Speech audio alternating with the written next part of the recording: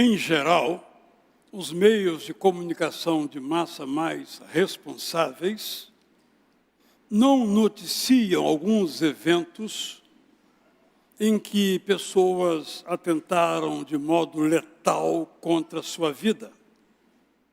Mas, assim mesmo, ficamos sabendo de notícias de pessoas próximas, ou às vezes pessoas publicamente conhecidas, que em instantes de muito e profundo e dramático desatino, com sua saúde mental totalmente perturbada, sem nenhuma lucidez, fazem coisas como estas, trazendo uma dor imensa para todos os seus familiares e amigos, indicando, portanto, uma ausência de uma plenitude na sua saúde mental.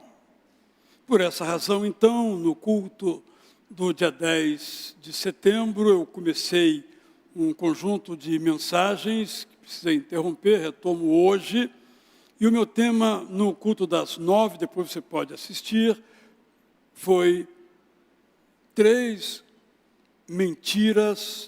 grandes mentiras sobre a saúde mental.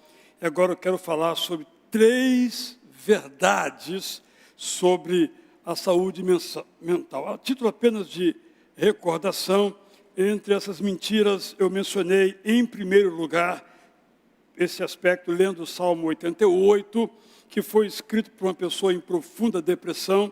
Eu inclusive disse que o próprio Jesus Cristo experimentou a depressão quando a morte se avizinhou diante dele de uma maneira muito próxima e definitiva. Ele que era Deus. Imagine eu e você, humanos. Então eu disse, quero repetir, sem me estender em nenhuma explicação, que a presença da doença mental é ausência ou fraqueza de fé. Isto é uma mentira. A segunda mentira que mencionei, quero recordá-la agora bastante rapidamente, é que a doença mental é algo para idosos, porque afeta, inclusive, infelizmente, as crianças. E a terceira mentira que eu trouxe é de que não há esperança para quem sofre mentalmente. Mentira. E após o culto, uma irmã me abordou e disse exatamente isso. Olha, na minha família, e a pessoa estava aqui inclusive na hora,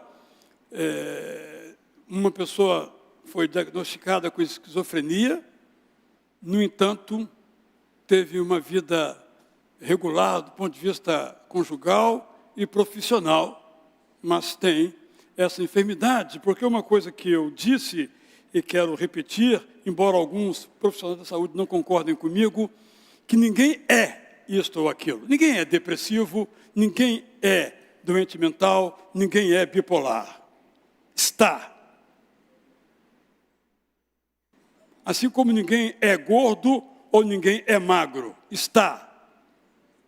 Importante esse modo bem, vamos chamar assim, objetivo de dizer, e também mencionei, quero rapidamente mencionar isso, que nós gostamos muito de simplificar e classificar. Então eu disse que um psiquiatra, para dizer fulano de tal é borderline, por exemplo, ou tem esse transtorno de borderline, ele demora 2 anos, depois de consultas, às vezes semanais ou mensais, para chegar ao diagnóstico que às vezes ele faz. Ele diz assim, provavelmente. E às vezes nós encontramos uma pessoa, conversamos com ela e já classificamos. É disso que eu estou falando, dessa simplificação que nos leva a matar, a classificar pessoas. Quero então sublinhar agora 3 grandes verdades sobre a nossa saúde mental.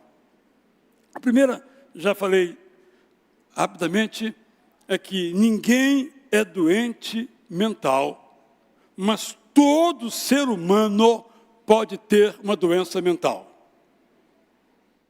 Assim como você pode precisar ir ao oculista, porque não está enxergando bem, em qualquer momento de sua vida, às vezes crianças isso acontece.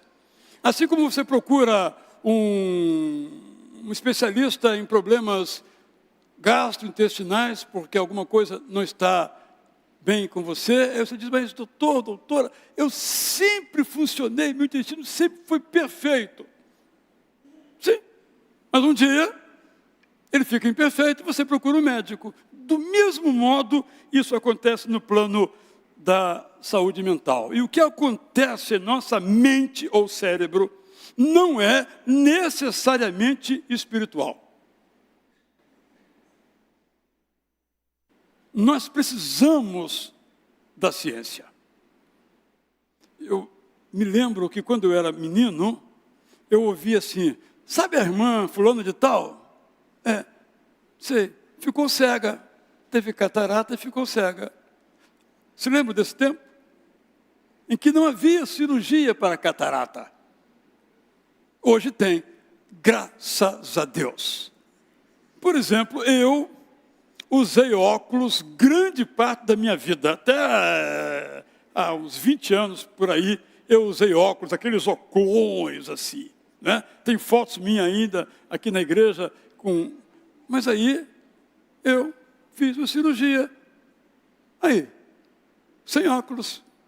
Aí depois tive catarata. Sem óculos. Então, nós não somos contra, não podemos ser contra a ciência. Ser contra a ciência é ser contra a luz que nos ilumina, ser contra o microfone que usamos todo um sistema, ser contra a transmissão pela internet, ser contra a ciência. Nós não somos contra a ciência de modo algum, porque nós sabemos que um dia podemos precisar. Hoje talvez não precisemos. Amanhã podemos precisar. Li essa semana que o número de mulheres que estão tendo câncer de mama está estatisticamente diminuindo quanto à faixa etária. Cada vez mulheres mais jovens também têm câncer de mama. E o que é que dizem os especialistas? Quanto mais cedo você diagnosticar, mais chances tem de ficar completamente curada. Isso se aplica a todas as enfermidades. E se aplica às enfermidades mentais. Se hoje você está mentalmente saudável, não quer dizer que amanhã estará. E se hoje você está com um problema mental, não quer dizer que amanhã você estará. Importante abrirmos os nossos horizontes e afirmar que ninguém é doente mental, mas todos nós podemos ter uma doença mental. Segunda verdade é que nós podemos prevenir para não adoecer mentalmente. Claro que eu preciso ser cuidadoso com essa frase, porque boa parte das doenças mentais nós não sabemos como nos vem, bem como boa parte dos cânceres nós não sabemos por que vem. Quando eu, pastor Zé Maurício, tivemos câncer, óbvio que a pergunta foi, o que eu fiz de errado? O que eu podia ter feito para evitar? Aí os médicos, com muita sabedoria e humildade, dizem, pode ser umas 4 coisas. Eu acho que nenhuma das coisas foi o meu caso. Talvez uma, a hereditariedade, que meu pai também teve. O resto não se aplicava a mim. No caso de Zé Maurício, nem a hereditariedade, por exemplo. O que eu estou dizendo é que nós devemos ser muito cuidadosos em sair afirmando coisas e buscar naquilo que nós podemos prevenir, fazer o que nós podemos fazer. Eu quero então trazer algumas sugestões. Primeira, devemos estar atentos ao que está acontecendo dentro de nós, que esteja afetando a nossa coerência ou a nossa alegria. Você sempre trabalhou com alegria, uma disposição, uma vontade, mas de repente levantar-se e ir para o trabalho é um peso. Tem alguma coisa acontecendo. Pode ser que seja preguiça mesmo e logo passe, mas pode ser que seja o início de alguma dificuldade que esteja minando a sua alegria. Continue se analisando. Procure um profissional para, no começo, tentar ajudar você a entender o que é que está acontecendo. Pode não ser nada, como eu disse, mas pode ser o começo. E se você, no começo, já consegue organizar sua mente e ter uma ajuda de alguém, você pode prosseguir na sua jornada. Segundo, vamos arejar a nossa mente para não sobrecarregá-la. Porque, gente, alguns de nós gostamos de coisas que nos fazem mal. Não tem gente, por exemplo, viciada em cigarro ou droga ilícita, sabendo que lhe faz mal. Tem gente que coloca o noticiário das 6 da tarde, onde só tem crime. Aí depois não dorme. Tenha paciência. Então, não liga nesse canal. Não liga em nenhum. Vai ler a Bíblia. Vai ouvir o culto da igreja. Mas você vai fazer uma coisa que vai fazer você sofrer. Já brinquei aqui que eu não gosto de filme de terror. Nem de dia, nem de noite. Mas de noite, então, nem pensar. Sei lá, que de repente eu começo a sonhar de noite que o bicho está me pegando também. Estou fora, não vou ver esse negócio. Eu sei que tem pessoas que veem filme de terror e morrem de rir. Continue vendo, mas eu não vou olhar. Porque para mim não funciona o negócio de filme de terror. Por exemplo, né? Estou dizendo com isso que a gente tem que arejar a mente e não permitir que aquilo que nos aterroriza, por decisão nossa, nos aterroriza. Então, eu conheço pessoas que não saem de casa com medo de ser assaltada. É uma possibilidade? É uma possibilidade. Depende de onde a gente mora. Agora, eu vou ficar vendo, porque ali naquele lugar, e às vezes é lá nos Estados Unidos que foi o assalto. Aí o cara coloca assim, urgente para você. Já tem 1 semana e foi nos Estados Unidos. Mas é preciso fazer girar noticiário, porque tem o anunciante daqui a pouco. Aí você fica perturbado com isso. Vamos arejar nossa mente, passear, ir na Quinta da Boa Vista com o cachorro. Isso foi o Rafinha que colocou no Instagram dele essa semana, por isso que eu estou falando aqui. Não vamos sobrecarregar a nossa mente. Se você pegar um peso, falando de mim aqui, né? Peso normal, você vai no mercado, carrega uma sacola, né? Aí vem aqui 2, né, as cordinhas aqui, aí você pega tranquilo. Mas daqui a pouco, você tem que parar, porque começa a machucar sua mão, e você para, troca de mão. Não é verdade? Não é assim que você faz? Mas não, noticiário você fica vendo, filme de terror você fica vendo. Pessoas que só falam de crime, pessoas que só falam de problemas, você chama para conversar. O que você vai colher? Doença. Então, vamos arejar, manter arejada a nossa mente, ouvindo boas músicas, CD da irmã Tamara, por exemplo. Isso faz vida, gera vida. Não está à venda, viu, gente? Por isso que eu posso falar, senão ela não me perdoaria. O apóstolo Paulo nos dá uma lição maravilhosa em Filipenses 4, 4 a 7. Vou ler. Alegrem-se. Alegrem-se sempre em Cristo nosso Senhor. Volto a pedir a todos vocês, alegrem-se. Alegrem-se sempre em Cristo nosso Senhor. maneira de arejar a mente. Diz ele: eu desejo que a paciência seja a atitude de todos diante das perseguições, porque está próxima a vinda do nosso Senhor Jesus Cristo. Não fiquem exageradamente preocupados diante das dificuldades. Orem sempre, fazendo seus pedidos, apresentando suas súplicas e já agradecendo. Se agirem assim, experimentarão a paz que vem do Senhor Deus, não de seres humanos. Essa paz está além da compreensão humana, mas é por isso mesmo poderosa para conservar seus corações e suas mentes ligadas em Cristo Jesus. Mais ainda, resistamos de modo diferente, mesmo ao longo de nossa própria vida. O que eu quero dizer com isso daqui? Quando me vem um pensamento que não é saudável, eu preciso resistir a esse pensamento enquanto eu conseguir. Pode ser que depois eu não consiga mais.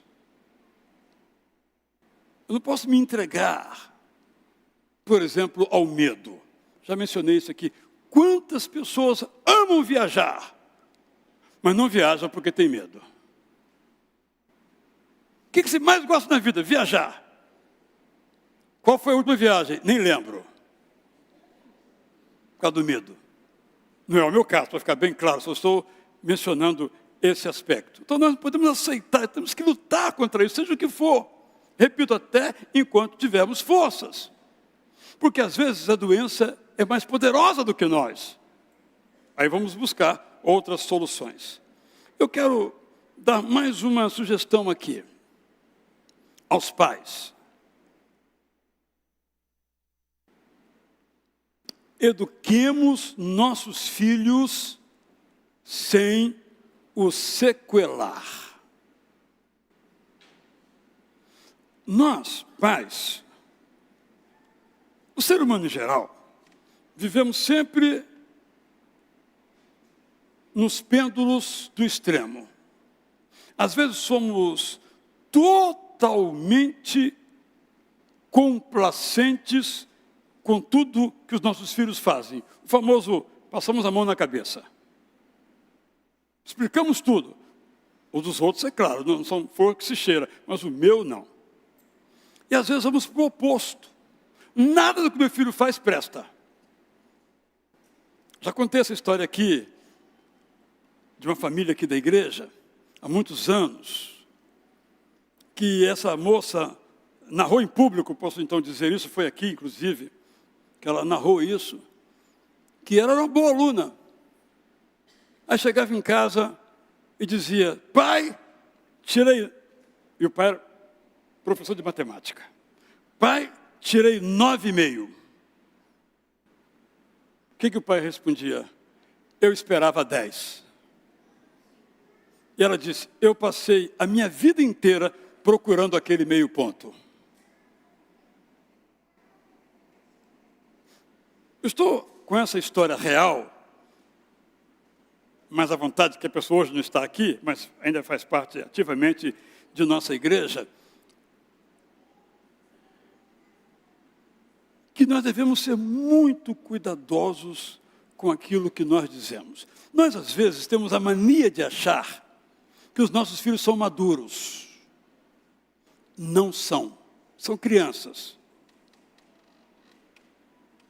Então, nós não podemos, de novo, demenciá-los e não podemos dizer que eles são poderosos. E temos que saber que tudo aquilo que nós dizemos está guardado. Mas eu não quis falar, mas falou. Falou, não tem mais jeito. Estava com raiva e falei. Falou. É para sempre. Pode ser, é claro, que o seu filho nem tenha prestado atenção. Ainda bem. Mas pode ser que aquela sua única palavra, na hora da raiva, o sequelou. Estou usando de novo aqui o verbo. Então nós temos que tomar muito, muito cuidado. Cada um de nós tem histórias nesse sentido. Algumas terríveis, dramáticas, porque, gente, vocês sabem o óbvio. João 3,16 é a explicação disso. Nós temos necessidade de ser amados. Toda a Bíblia foi escrita para nos dizer porque nós somos amados. E por que Deus inspirou a Bíblia assim? Porque Ele nos conhece. Meu irmão, eu estou pregando aqui, etc e tal. Aí 10 pessoas vão dizer, que maravilha. Eu acho que o primeiro foi até melhor do que esse agora. Mas que maravilha. Eu vou esquecer. Mas se um disser assim, você errou no verbo sequelar. É isso que eu vou lembrar. As 10 palavras de, que legal, me ajudou muito, a sua palavra, eu vou esquecer. Mas aquele que criticou uma vírgula, uma trema no meu sermão, é disso que eu vou lembrar, vou ficar a tarde toda chateado. É assim que eu sou. Talvez você já superou essa fase da vida. Mas nós somos assim. Então, muito cuidado com aquilo que nós dizemos, às vezes até para ajudar. Mas como é que a pessoa recebe a nossa boa intenção? Esse é um sério problema. Nem todos nós sabemos lidar com a crítica, por razões muito antigas. Se eu sempre fui criticado, e agora alguém me critica, é apenas a reprodução da minha vida. Mas se eu nunca fui criticado, eu ouço uma crítica e estou nem aí. Nós somos pessoas diferentes. Nós, ao falar com os nossos filhos, temos que saber que eles são diferentes de nós e entre si eles são diferentes. Então, por isso, nós que infelizmente não aprendemos a ser pais, precisamos aprender a ser pais. O casal grávido ali tem que aprender a ser pai, fazer um curso de como ser pai, para não falarem o que não devem. Às vezes, aspas, por amor. Muitas vezes erramos por amor, às vezes por ódio, mas muitas vezes por amor, mas é erro do mesmo jeito. Já contei para vocês, né, que o meu pai batia em mim porque eu perdia as coisas, todas. Recado, chave, dinheiro. Estou com 71 anos, isso não mudou. E aí, falei, pai, olha, eu sou jovem, né? Pai, o senhor me batia e não ajudou. Ele falou assim, eu estava errado, me perdoe. E eu perdoei. Mas nem todo filho perdoa. Porque as pessoas são diferentes. Então, o que nós temos que nos esforçar é para não errar, não sequelar os nossos filhos. Mas ainda, vou lidar agora com a última sugestão, vou continuar semana que vem, se Deus quiser, que é, busquemos ajuda sem vergonha. Irmãos, é o óbvio, é a coisa mais elementar do mundo. Se você estiver numa floresta e se perder, o que você faz? Você grita, socorro! Mas você está na floresta da doença, depressão, da ansiedade. Você se bate até afundar, mas não procura socorro, não grita socorro. Por muitas razões, né? Nós somos educados para ser fortes. Nós somos educados que psicólogo é coisa de maluco. Fomos educados assim, gente, nessa ignorância. Isso não sai da nossa cabeça. A nossa razão diz, claro, tem que buscar ajuda. Você procura ajuda. Agora, quando é comigo, eu vou tentar, não é? Eu não sei nadar. Então, eu não vou dar não sei se o exemplo é adequado, porque eu não sei nadar. Mas imagine que eu estou nadando numa piscina, já aconteceu comigo isso, nadando numa piscina. Estava aqui no culto anterior, a piscina da Cristina, que cantou no outro culto. E aí eu, não sei nadar, comecei a andar para trás e me afundar e me afogar. Aí eu gritava, socorro, mas ninguém acreditava. Achava que era brincadeira. Como às vezes eu brinco, é raro, mas às vezes acontece isso. E aí ninguém me deu, eu tive que me virar sozinho, senão eu ia me afundar ali. Mas aí, eu estou nadando, o que vai acontecer se eu, não sabendo nadar, não buscar ajuda e estar nadando, o que vai acontecer? Eu vou perder as forças, vou perder o fôlego e vou naufragar. É a mesma coisa no plano emocional, no plano mental. Se eu preciso de ajuda, é porque eu preciso de ajuda. Mas o grande problema é de quem precisa de ajuda, não acha que precisa de ajuda. E aí não busca ajuda. Não buscando ajuda, não é ajudado.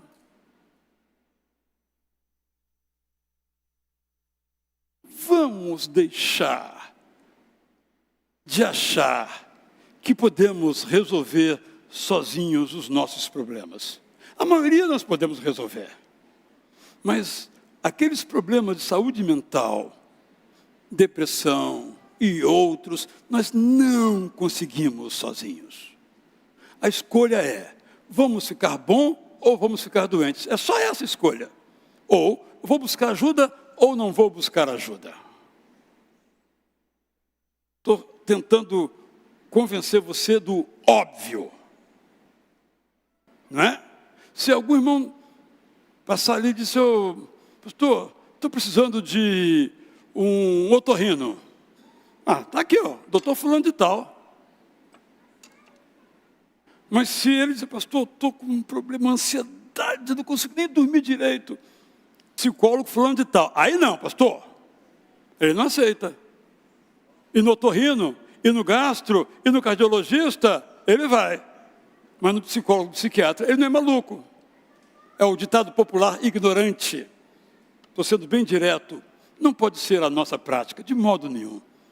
Não há vergonha alguma em procurar ajuda. Se nós precisamos, busquemos ajuda. E, gente, às vezes é tão simples. Às vezes é muito simples. Às vezes é mais complexo.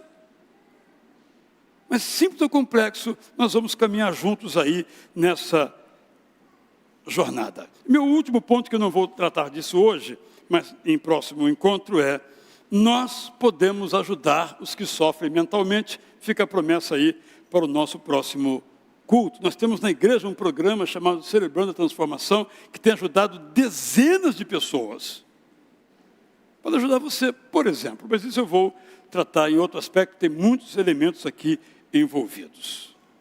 O que eu estou pretendendo, meus irmãos, minhas irmãs, com essas mensagens, é falar de que este assunto está na Bíblia, porque está na nossa vida. Ou está na nossa vida, logo está na Bíblia, porque a Bíblia se importa com tudo aquilo que nos importa. Deus se interessa por nossa saúde mental, por nossa saúde emocional. Deus quer que nos relacionemos com Ele com liberdade e alegria. Por isso, nós temos que cuidar de nossa própria saúde, cuidar daqueles que nós podemos cuidar. E eu sei, irmãos e irmãs, que há muitas famílias em nossa igreja, em outros lugares, sofrendo com familiares, uns que têm e buscam ajuda, outros que não têm e não buscam ajuda. E é bom a gente dizer que esses assuntos não têm solução rápida. Alguns podem ter, outros não podem ter. Alguns, um remédio resolve. Outros, um remédio, uma longa terapia. Outros, só uma terapia sem remédio. Depende de cada caso. Mas nós somos chamados a uma vida com saúde mental. E se algo aconteceu, por alguma razão, nós devemos estar atentos para receber a cura de Deus, ou a sabedoria de Deus para conviver com a dificuldade, seja qual for. Eu quero terminar deixando aqui a minha gratidão a Deus por aquelas pessoas que têm buscado ajudar a outras profissionalmente E quero registrar também a Deus a minha gratidão por aqueles familiares que, tendo pessoas em sua família sofrendo dessas enfermidades, têm tido paciência, têm buscado sabedoria para lidar com assuntos com os quais nós naturalmente não sabemos lidar. Mas a promessa que Tiago nos faz, se nós não temos sabedoria, devemos buscá-la, que Deus nos dá, se aplica também nessa área. Eu li no culto primeiro, Salmo 88, em que o poeta diz: eu não tenho nenhuma esperança, eu já sou um morto vivo. Estou na minha depressão crônica, no seu mais profundo grau de angústia. Não há uma palavra de esperança no Salmo 88.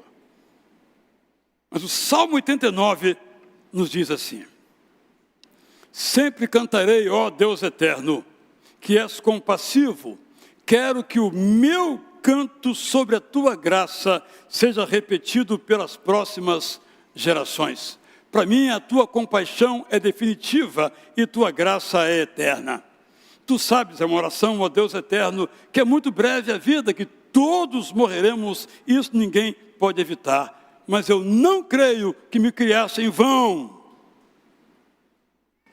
É uma palavra poderosa esta. Ó Deus eterno, eu te pergunto então, tuas promessas onde estão? O que disseste a Davi, o rei, não estão mais a valer? O que faz com os insultos, as injúrias que amargamente guardo no peito? Não é contra ti mesmo que esses insultos eles têm feito? Exaltado sejas para sempre, ó Deus eterno. Amém e amém.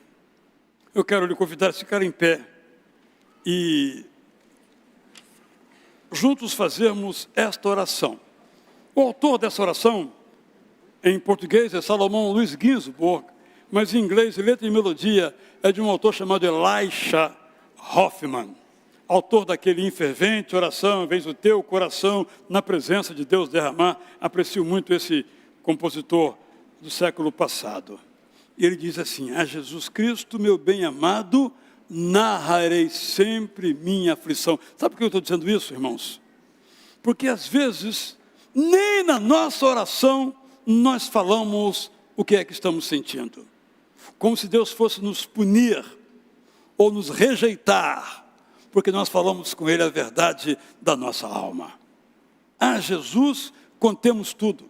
E se houver alguém com quem você possa compartilhar, alguém que possa lhe ajudar, peça ajuda ou para você ou para o seu familiar. E juntos vamos vivendo dentro das possibilidades. Porque, como eu disse, uma debilidade mental não nos debilita para todas as áreas da vida.